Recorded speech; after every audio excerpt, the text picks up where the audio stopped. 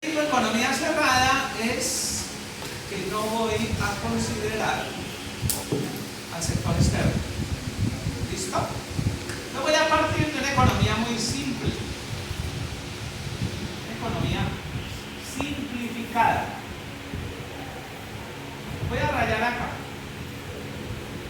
Sea una economía de tres sectores. Sector 1, 2 y 3. 1. La submatriz es la submatriz de compras intermedias. Acá tengo los consumos intermedios 1, 1, consumo intermedio 1, 2, consumo intermedio 1, 3, consumo intermedio 2, 1, consumo intermedio 2, 1, consumo intermedio 3, 1, y consumo intermedio 3.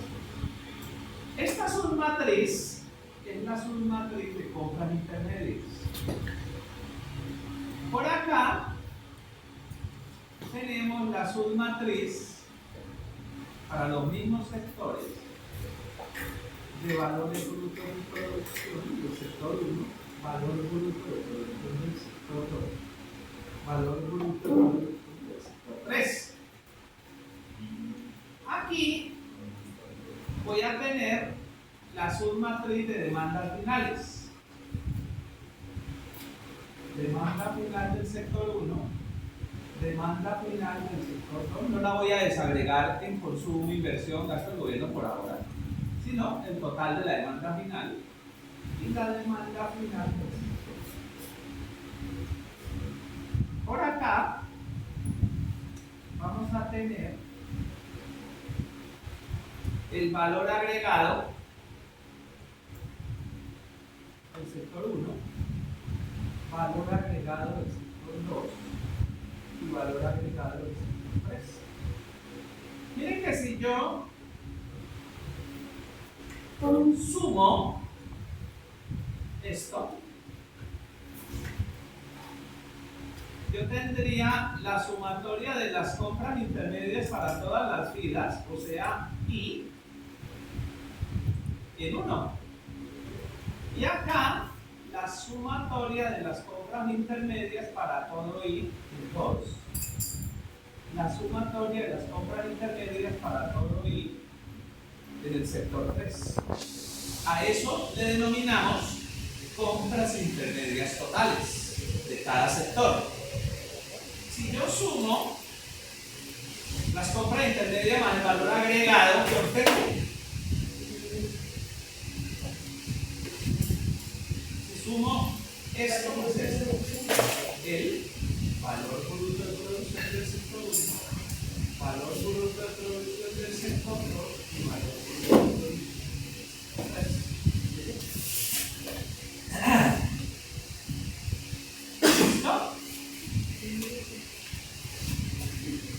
3. Listo. A partir de esta matriz, entonces decimos, sea a su IJ igual a compras intermedias IJ sobre valor bruto de producción J, un coeficiente técnico de producción.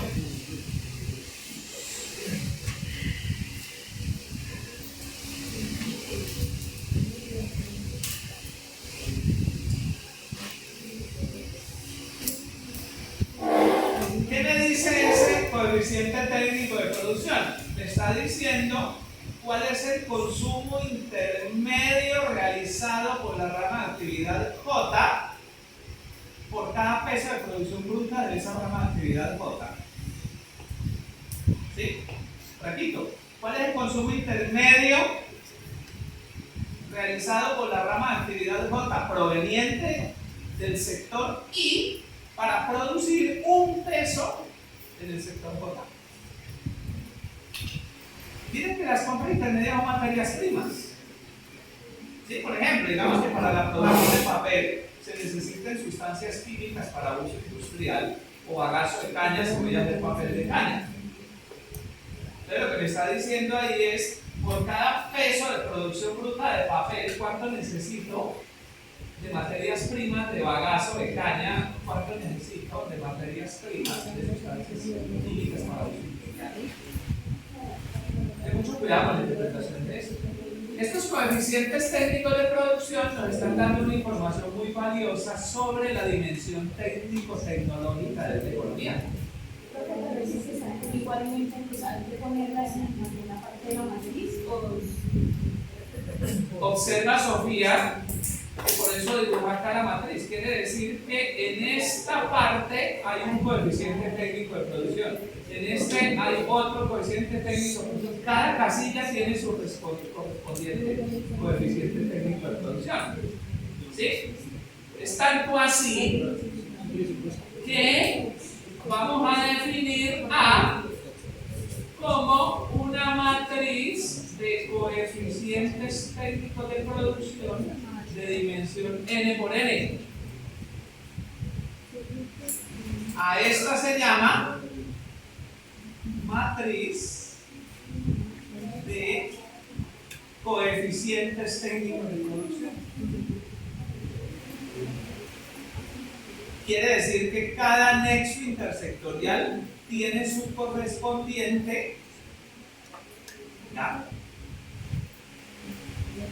Ahí su J. A11, A12, A13, A21, A31, A32, A33, A2, 3, A32. Miren, esa es la forma de la matriz. Se llama matriz de coeficientes técnicos. A esta matriz se le suele atribuir una gran cantidad, digamos, de propiedades. Una de esas propiedades activa que no necesariamente son simétricas. ¿Por qué? Porque, por ejemplo, A12 no es lo mismo que A21. Porque si usted compara A12, ¿cómo se interpreta? Se interpreta como la utilización de materias primas provenientes del sector 1 utilizadas por el sector 2 para generar un peso de producción bruta en el 2. En cambio, A21 me dice cuáles son las materias primas provenientes del sector 2 utilizadas por el sector 1 para generar un peso de producción bruta en 1. Diferente.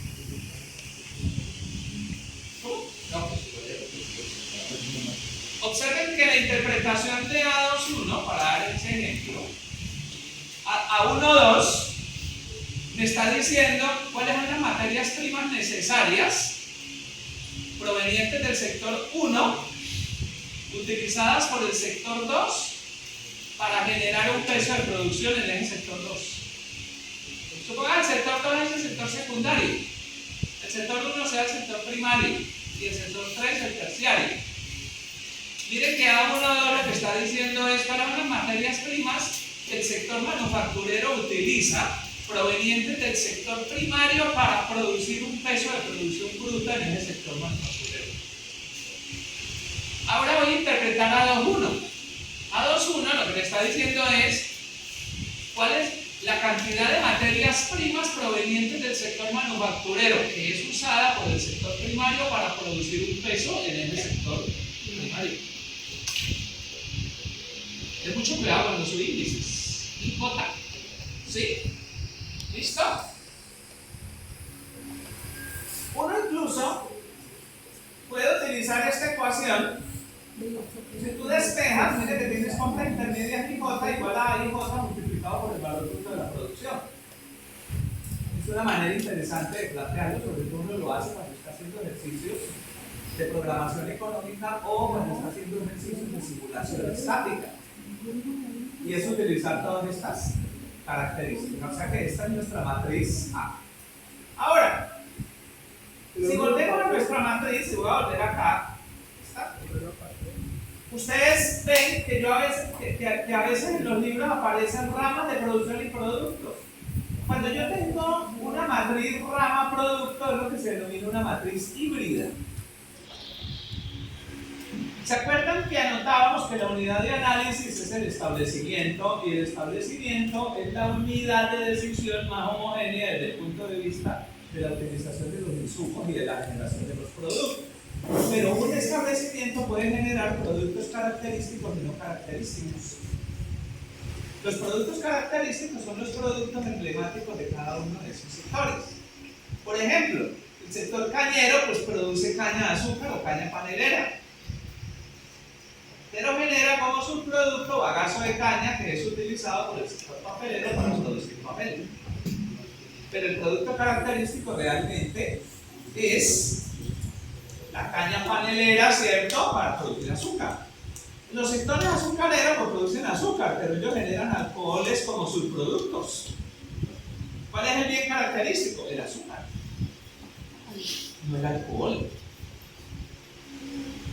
¿Correcto? Los sectores petroquímicos pues generan todos los bienes del sector petroquímico, pero a su vez generan azufre en laboratorio. ¿Cuál es el producto característico? ¿El azufre? No. Petroquímicos. El azufre es utilizado por las productoras de ácido sulfúrico, que lo utilizan como materia prima fundamental. Digan, entonces en la economía todos esos nexos es lo que se denominan cadenas de valor.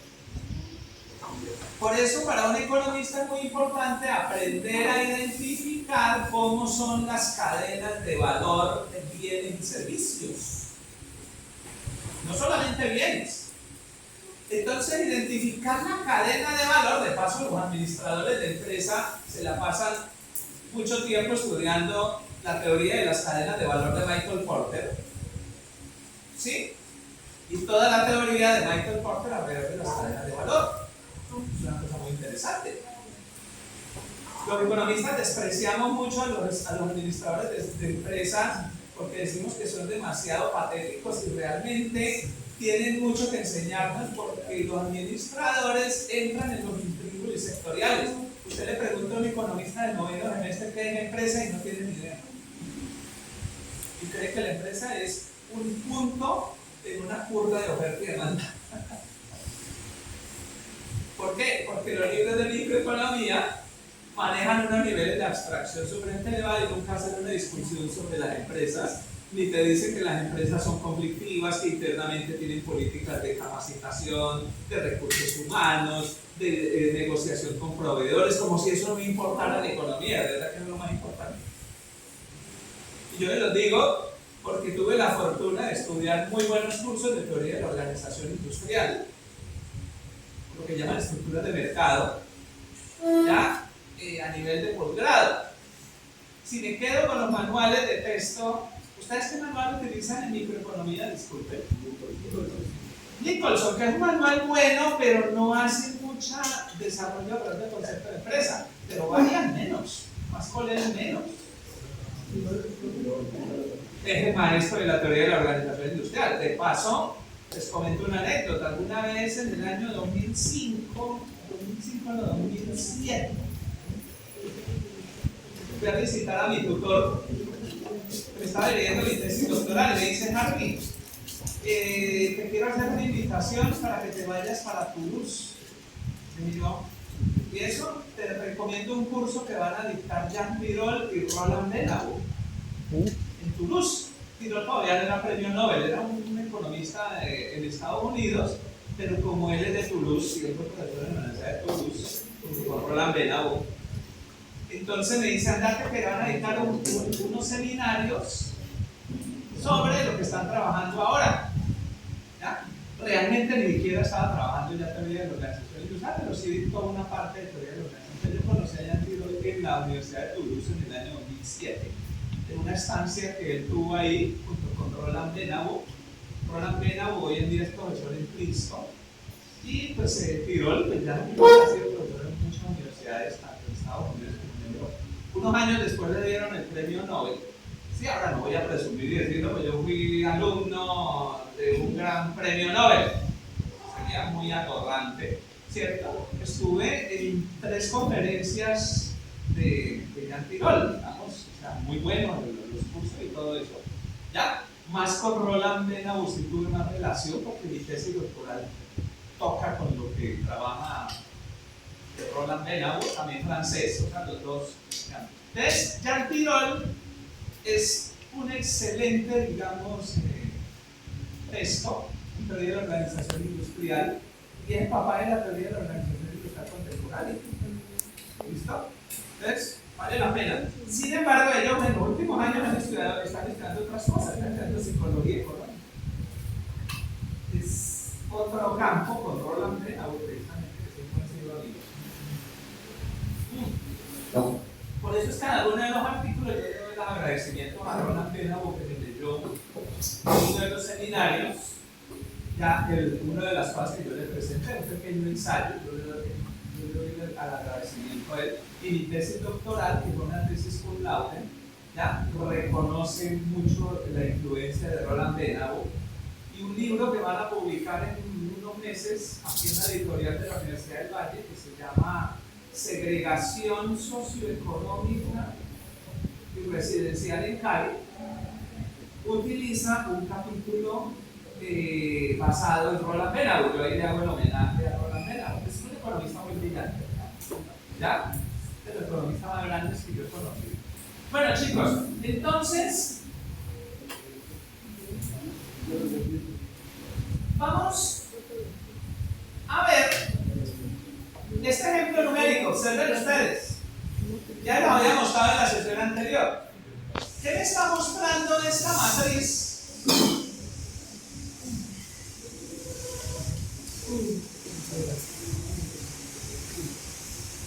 Precisamente esos nexos intersectoriales. ¿Qué quiere decir? Que yo podría calcular los coeficientes técnicos de producción. ¿Cómo? Si yo cojo 30 y lo divido en 310, ¿sí? Coge una calculadora y entonces tú dices 30 sobre 110 es lo mismo que 3 sobre 11. Sí, eso me da como 0, ¿qué? 30 y piola. ¿Cuánto?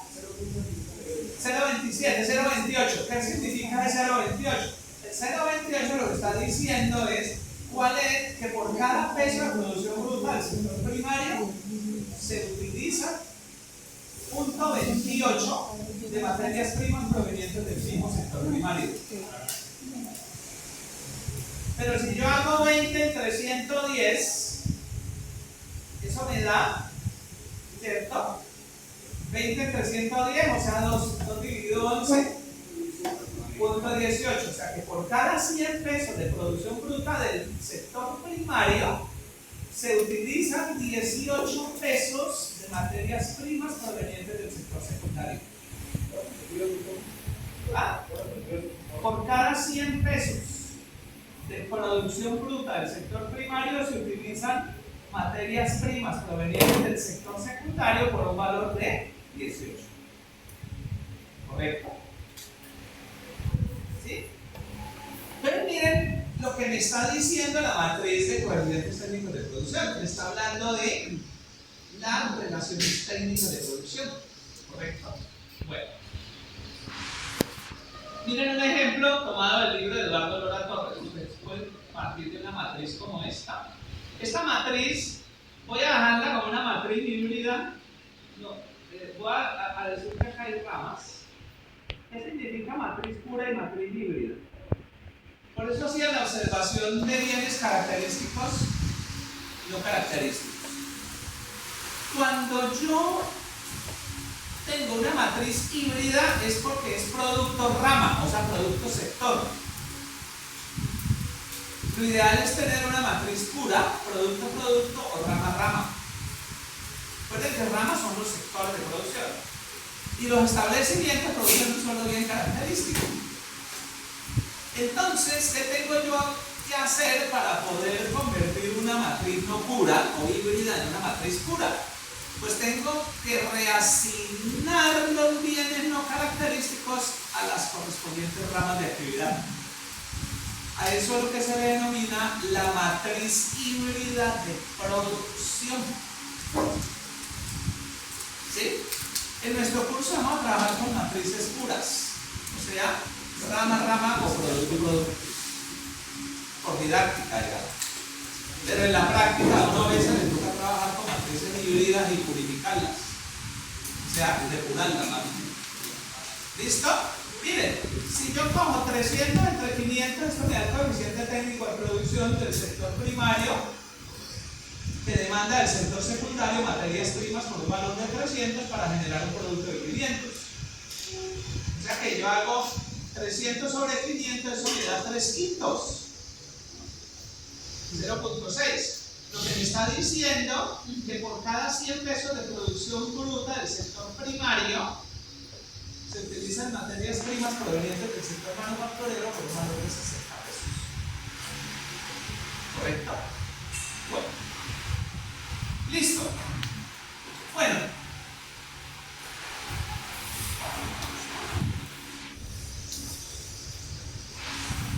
Voy a volver a esta expresión. A esta.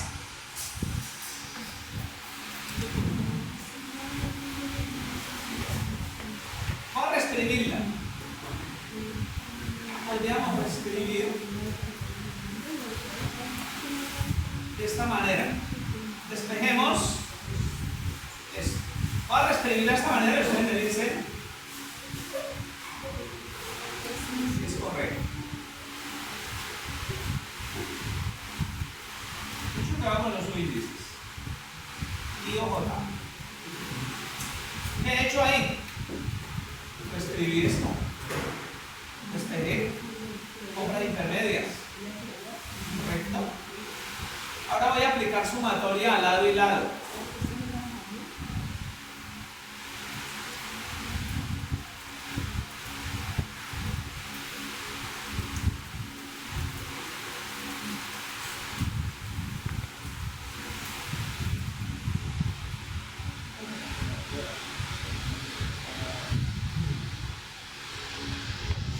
Cuando yo aplico la sumatoria, pues yo tengo el total de las compras intermedias.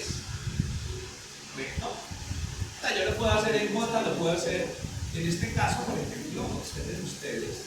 Como yo tengo asumir J igual a compra intermedia en mi J, yo lo podría hacer para todo J y obtener las ventas intermedias.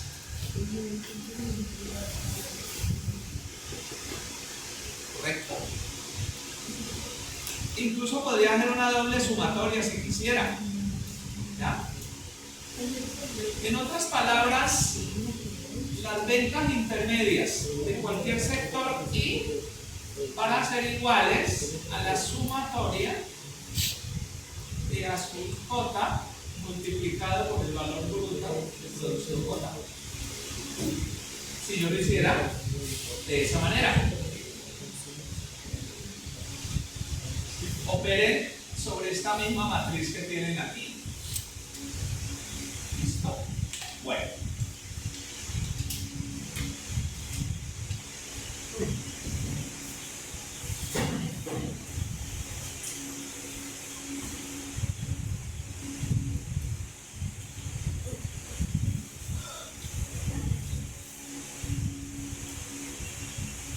Pero en mi matriz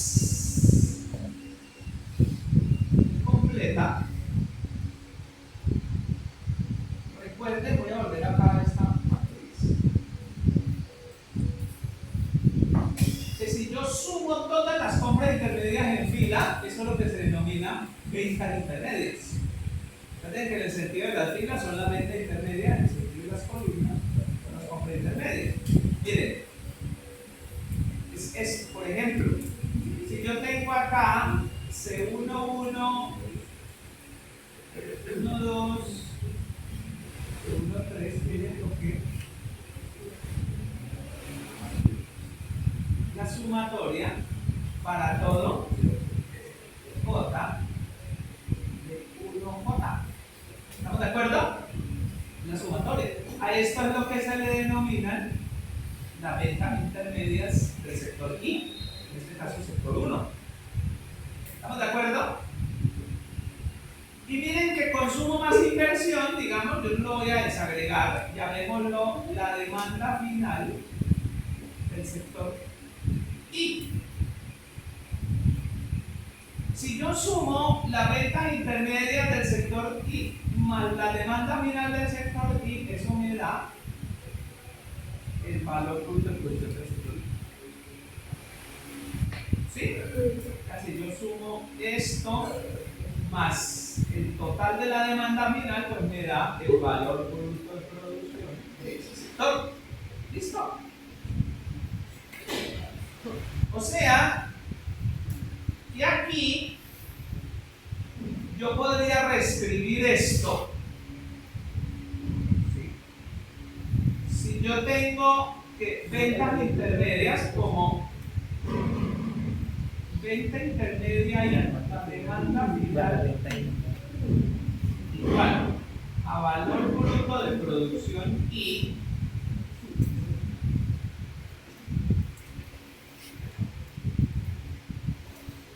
yo podría reescribir esta expresión. O sea, observen ustedes que venta intermedia del sector I es igual al valor bruto de producción del sector I menos la demanda final del sector I. ¿Sí? O sea, valor bruto de producción del sector I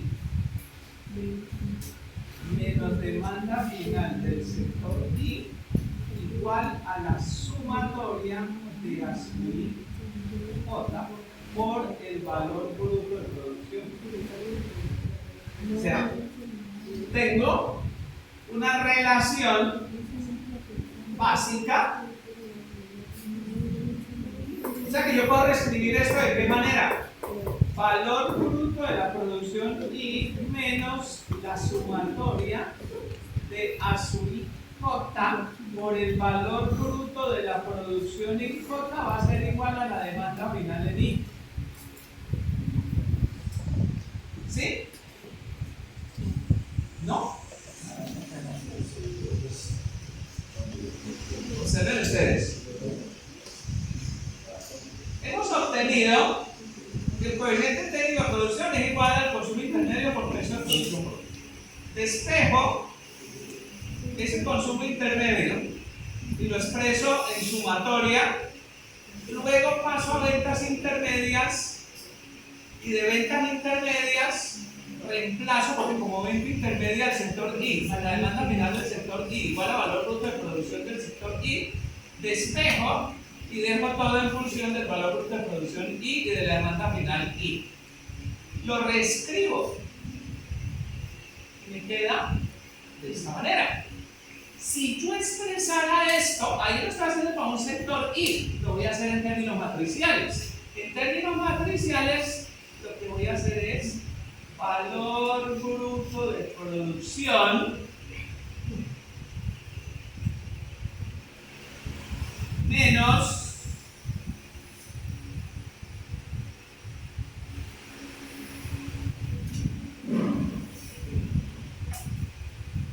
valor bruto de producción igual a demanda final.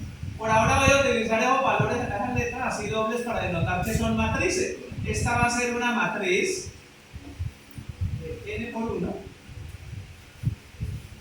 n por n, n por 1, n por 1.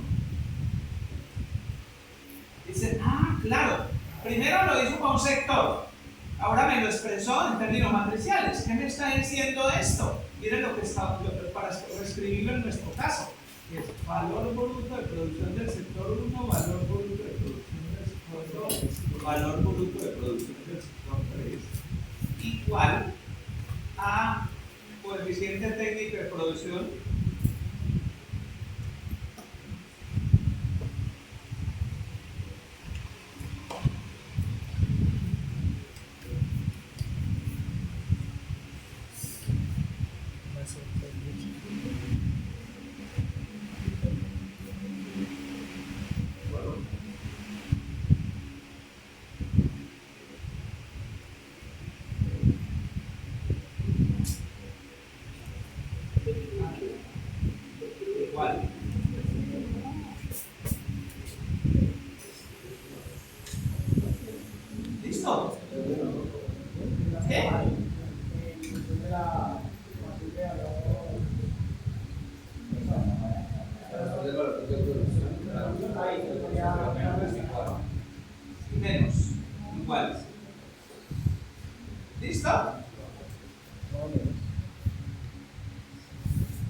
Pero yo puedo simplificar esto. ¿Cómo lo simplifico? Cuando yo tengo matrices y saco, entre comillas, factor común.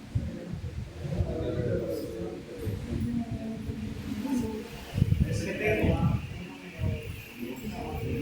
uno no, porque uno es un escalar. Y de una matriz de identidad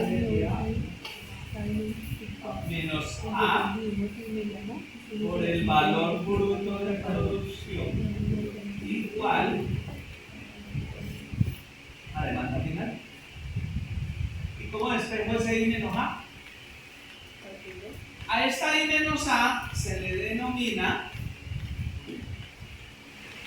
matriz tecnológica de Leontiev, en honor a Vasily Leontiev, un economista ruso que es el papá de la teoría de insumo-producto. Se llama matriz tecnológica de Leontiev. ¿Listo? La interpretación de la matriz tecnológica de Leontiev no es directa. A nosotros no nos interesa la matriz, digamos, de Leontiev. A nosotros nos interesa la que viene. Y es como despejo yo cuando tengo I menos A y yo necesito despejar valor bruto de producción. ¿Qué hago? La inversa. Premultiplico al lado y lado por la inversa. ¿Cierto? O sea, valor bruto de producción igual a identidad menos coeficientes técnicos de producción inverso que multiplica la demanda final. A este sistema se le denomina sistema de Leontiev o ecuación fundamental insumo-producto. Se llama ecuación fundamental insumo-producto.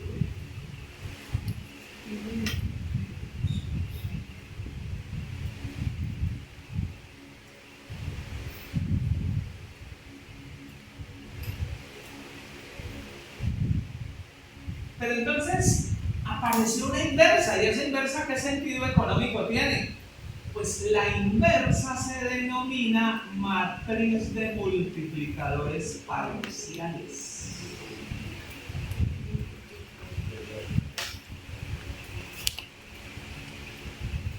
Es lo que se denomina matriz de multiplicadores parciales.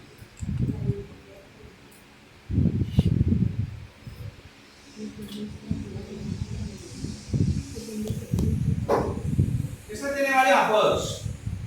Se le denomina matriz inversa de Leontiev, matriz de multiplicadores parciales, segundo apodo. Tercer nombre, matriz de requerimientos directos e indirectos de producción y empleo de recursos. Matriz de requerimientos directos e indirectos de producción y empleo de recursos. Otros economistas le pueden llamar matriz de enabonamientos anteriores y posteriores. 4 apodos. ¿Ya? Cuando entre yo aquí, la voy a mencionar, cualquiera de ellos. Entonces usted ya sabe que me estoy refiriendo a la matriz inversa de Leontiev. ¿Cuál es el sentido económico de eso? A ver, si ustedes van a su álgebra básica, hagan una derivada matricial y saquen la derivada parcial del valor bruto de producción respecto a la demanda final y le da la matriz inversa de Leontiev. ¿Sí? Si hacen esta derivada, ¿Sí? valor bruto de producción igual a I menos A inversa.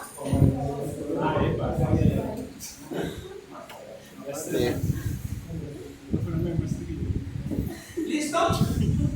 ¿Qué significado tiene eso? Cada uno de los elementos de esa matriz inversa de Leontiev es lo que se denomina un multiplicador keynesiano parcial. ¿Qué significa un multiplicador keynesiano en honor a John Maynard Keynes? ¿Ya? Significa cuál es el cambio necesario en la producción bruta del sector I ante un cambio unitario en la demanda final del sector J. Por eso la derivada parcial. Si ustedes ven esta derivada parcial, lo que me está diciendo es cuál es el cambio en el valor bruto de producción ante un cambio en la demanda final. Cada uno de los elementos de esa matriz, voy a ponerle un nombre no, voy a ponerle unas métricas a esta matriz. Vamos a llamarla R11, R12, R2. ¿Listo? R11, R12, R13, R21, R22, R23, R31. Hola. ¿Listo? Hola. ¿Cómo? No es la misma matriz de coeficientes técnicos de producción, no, son matrices de multiplicadores. ¿Cómo interpretamos cada uno de los R y J? El cambio necesario en la oferta del sector I ante un cambio unitario en la demanda final del sector J. Es keynesiano por una razón muy sencilla. Por ejemplo, si el gasto público aumenta en una unidad, ¿en cuánto tiene que aumentar la producción bruta? En una economía abierta, si las exportaciones aumentan en una unidad, ¿en cuánto tiene que aumentar la oferta doméstica? Si la inversión del sector manufacturero se incrementa en un 20%, ¿cuál va a ser el impacto sobre los valores brutos de producción? Claro, y ustedes aquí ya pueden pillar algo interesante, es que hay un efecto dominó. ¿Cómo así que efecto dominó? Claro, hay un efecto multiplicador por una razón muy sencilla. Reescribamos el sistema. Voy a reescribir el sistema de manera explícita. ¿Listo? Observen ustedes. Valor bruto de producción del sector 1, valor bruto de producción del sector 2, valor bruto de producción del sector 1. Voy a reescribir el sistema de Leontief de manera explícita. L11, L12, L13. L21, L22, L31, L32.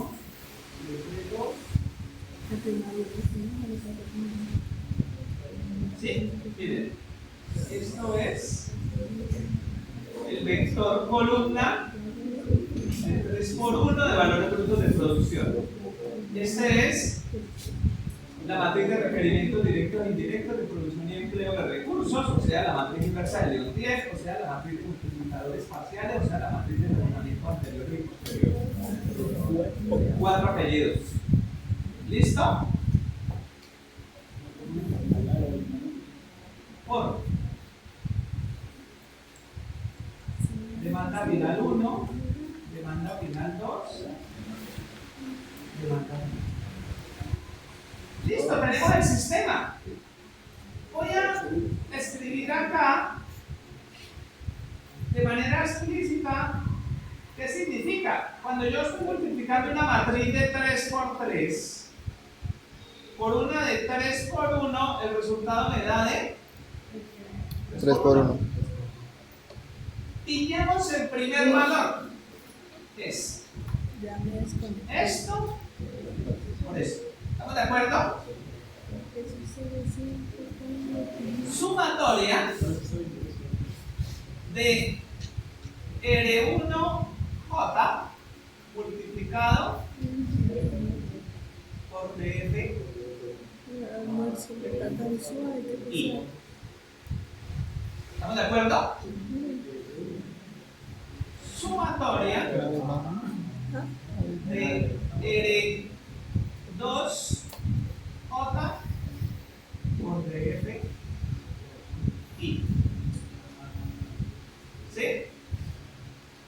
Sumatoria de R3J por DF I. Lo interesante de esto es lo siguiente. Supongamos que la demanda final de un sector aumenta. de un sector, por ejemplo el sector secundario. ¿Qué pasa con todos los sectores? Según esas sumatorias, se van a ver afectados. ¿Por qué? Porque a pesar de que sea el sector 2, por el efecto dominó que está ahí explicado en las sumatorias, el impacto se da sobre todos los sectores. Por eso es que las políticas keynesianas de estímulo a la demanda agregada o a la demanda efectiva, lo que plantean es que a través de políticas expansivas del gasto fiscal, del gasto público, o sea, de la política fiscal, ¿cierto? Se inyectan recursos, por ejemplo, en obras públicas para generar empleo de recursos, y esos recursos generan ingresos, y esos ingresos de esos recursos aumentan las demandas finales, y las demandas finales a su vez generan un efecto dominó sobre el resto de la economía a través del denominado multiplicador keynesiano. ¿Y qué viene a ser el multiplicador keynesiano? Tomen esto como una nota al margen y ustedes lo estudiarán en detalle en sus cursos de macroeconomía. Si nosotros sabemos cuál es el PIB, ¿sí? Voy a decir, digamos que el Producto Interno Bruto de una economía es igual a consumo más inversión más gastos del gobierno más exportaciones menos importaciones. Una economía abierta. Una economía cerrada. Producto Interno Bruto igual a consumo más inversión. No voy a desagregar el gasto. ¿Sí? Una economía muy simplificada. ¿Qué me dice Keynes? Keynes dice, el consumo es una función del nivel de ingresos, o sea, del nivel de PIB de esa economía. ¿Sí? Y voy a suponer que es una función lineal. Por ejemplo, que el consumo es igual a beta multiplicado por el PIB. ¿Sí? ¿Qué significa eso? Que el consumo es una fracción del nivel de ingreso. Ejemplo, digamos, si yo soy un individuo que tiene 100 pesos hoy y mañana amanezco con 200, o sea, con 100 pesos más, una parte de esos 100 pesos adicionales lo voy a ir a comprar una gaseosa y una panada y la otra parte la voy a ahorrar. ¿Cierto? Esa propensión se denomina propensión marginal al consumo. O sea, la propensión marginal al consumo es la fracción, este beta, es lo que se denomina la propensión marginal al consumo, que es la fracción de los ingresos que se destinan a consumo. Y uno menos la propensión marginal al consumo es lo que denomina la propensión marginal al ahorro desde la perspectiva keynesiana.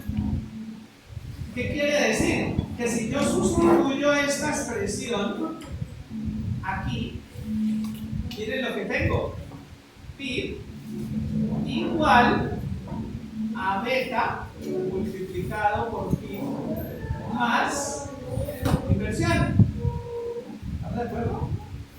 ¿Sí?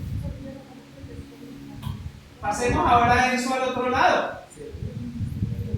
PIB menos beta por PIB igual a inversión. ¿Sí? Ahora, saco factor común. 1 menos beta por PIB igual a inversión. ¿Sí? ¿Y qué hago? PIB igual a 1 sobre 1 menos beta multiplicado por inversión. ¿Y qué es beta? La propensión marginal al consumo. ¿Y qué es 1 menos beta? La propensión marginal al ahorro. ¿Y qué es 1 sobre 1 menos beta? El multiplicador keynesiano. O sea, ¿en cuántas veces se multiplica cada unidad de gasto? A ver, si tú aplicas un diferencial total, al lado y lado, mira lo que te queda.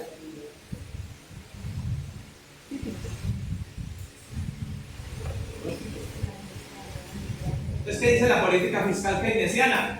Señores, intervenga en la economía desde el gobierno, aumenta el gasto público, por ejemplo, en inversión en obras públicas. Genera empleo, recursos y el efecto multiplicador se encargará de mitigar todos los impactos sobre la economía y al final vamos a tener un crecimiento sostenido de la renta. Se denomina un multiplicador keynesiano. ¿Sí? Claro. Vendrá un von Mises de la escuela austríaca y un Hayek que dicen, a ver, una carreta keynesiana. ¿Por qué? Pues porque eso va a generar inflación y la inflación finalmente va a repercutir en la caída de los niveles de ingresos reales de la gente que al final vamos a estar peor. Que ya tenga usted donde se quiere inscribir. ¿Sí? En Hayek 1, von Mises 1, Hayek 2, von Mises 3, o Keynes 1, 2 y 3, ya usted toma posición. ¿Listo? Pero fíjenlo ahí tan interesante. Voy a hacer un supuesto. Un ejemplo. Si beta es igual a 0.8, ¿qué significaría? ¿Cómo interpretaría yo ese beta? Miren que beta es lo que se llama propensión marginal al consumo. ¿Sí? ¿Qué me está diciendo? ¿Cuál es el incremento en el consumo ante un incremento en el nivel de renta de un peso? ¿Sí? O sea, por cada peso de aumento en el nivel de renta, o sea, de PIB, yo aumento el consumo en 80 centavos. O sea, por cada 100 pesos de aumento en el nivel de renta, la economía aumenta el consumo en 80 pesos. Si en la economía aumenta el consumo, ¿cierto? En 100 pesos, perdón, la renta en 100 pesos, quiere decir que el ahorro aumenta en 20 pesos. El ahorro es 1 menos la protección marginal al consumo. ¿Sí? ¿Ya? Listo. Y si esto es 0,8, ¿cuánto es 1 sobre 1 menos 0,8, que es lo que denomina el multiplicador keynesiano? Es igual a 1 sobre 1 menos 0,8 y 1 sobre 0,2, lo que es lo mismo que decir 1 sobre 2 décimos, lo que es lo mismo que decir 10 sobre 2, o sea, que es 5. ¿Cómo así? Y el multiplicador es 5. Dice así, claro, que si usted aumenta la inversión en un peso, el producto se le aumenta en 5. Oh, magia keynesiana, ¿cierto? Tiene von Mises y Hayek dice, una carrera. Ya ustedes se formarán en cualquiera de las escuelas, por ejemplo, la escuela austríaca es crítica y no cree en esto. Los keynesianos sí. Ahora hay que reconocer que después de la Segunda Guerra Mundial y toda la reconstrucción con el plan Marshall a nivel internacional y las políticas expansivas del gasto sí repercutieron en la generación de empleo y en el crecimiento de la economía. ¿Dónde comienza el lío? El lío comienza en el año 1973 con la crisis petrolera. Y comienza en el 73 con la crisis petrolera por una razón muy sencilla. Porque efectivamente la evidencia empírica le daba razón a Keynes en el sentido de que efectivamente había crecimiento económico, pero la inflación, ¿cierto?, también aumentaba. El lío es que después del 73 aparece el fenómeno de la estagflación, y la estagflación hace una combinación bastante peligrosa, que es crecimiento económico combinado con estancamiento económico combinado con la caída de precios. Un poco parecido a lo que hay en mucha economía en este momento. Entonces ahí aparece lo monetarista y particularmente Milton Friedman y dice todo es un carretazo keynesiano. No les voy a hablar a ustedes que los agentes económicos toman decisiones con base en el concepto del ingreso personal permanente. Y luego aparece Modigliani y dice no, pero hay que tener en cuenta las teorías del ciclo vital. Y no, ustedes estudien macro. ¿Ustedes ven macroeconomía? No. En macroeconomía, ¿cierto? ¿Quién dice macroeconomía? Inés. Ya.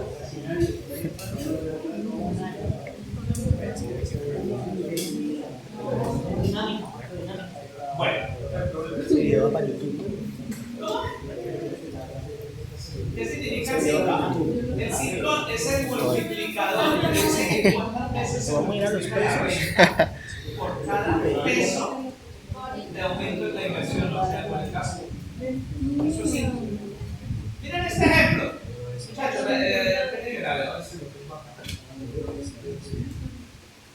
voy a dar un ejemplo, digamos, numérico muy sencillo.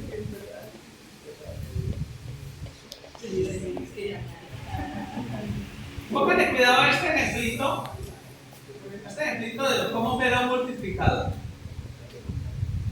Voy a poner, haga cuenta una economía, ya sea una economía regional o una economía nacional, como ustedes la quieran. ¿Listo? Mucho cuidado. Vamos a hablar de ronda 1, ronda 2, ronda 3. Entiendan el razonamiento. Miren, voy a suponer que en una economía la propensión al consumo, llamémoslo propensión al gasto local, sea de 0.6, o sea, 60%. ¿Sí? 60 por cada 100. ¿Qué significa eso? Imagina una economía como Cali, o una economía como el Valle del Cauca o Colombia. Llamémosle la propensión al gasto local, propensión al consumo. Entonces, ¿qué quiere decir? Que con cada inyección de 100 pesos, el gasto local va a aumentar 100 pesos. ¿Listo? Voy a arrancar con la ronda 1, o sea, primer movimiento. Voy a inyectar 100.000 pesos en la ronda 1. ¿De dónde provienen? De una política pública expansiva, o de negocios de narcotráfico, o de recursos que vienen de marketing, de esa economía. Por eso le llamamos una inyección. Puede ser resultado de una política expansiva del gasto, o sea, el Banco de la República dice: vamos a producir esos 100.000. Lo que está haciendo Estados Unidos en este momento, produce dólares en la maquinita y lo inyecta a la economía. ¿Sí? Listo. Entran esos 100.000.